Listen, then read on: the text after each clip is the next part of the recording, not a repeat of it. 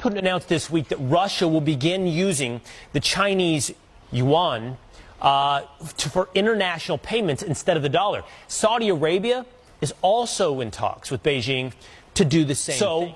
What happens if our economy and the U.S. dollar are no longer the world's dominant currency?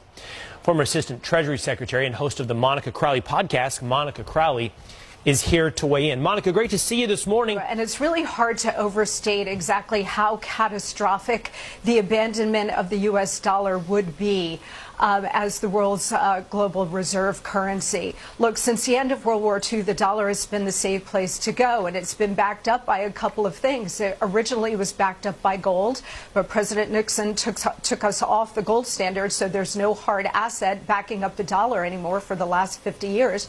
But also it's been backed up by the strength and economic power of the United States and the fact that oil has always been traded in dollars.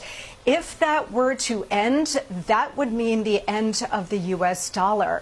Look, there is a perfect storm happening right now, Will.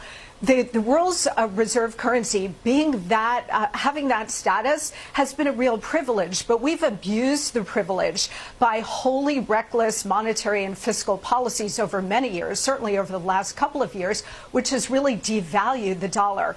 On top of that, now you do have this perfect storm of Biden's weakness, his war on American domestic energy production, the Ukraine war, and as you point out, because of all of these things, we've got America's enemies led by China forming a new economic bloc.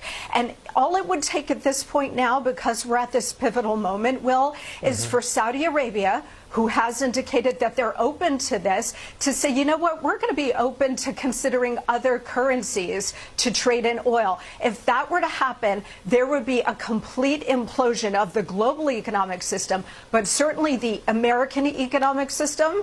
And if that were to happen, you'd be looking at sky-high inflation, just raging Weimar Republic kind of inflation. If you think inflation is bad now, just wait.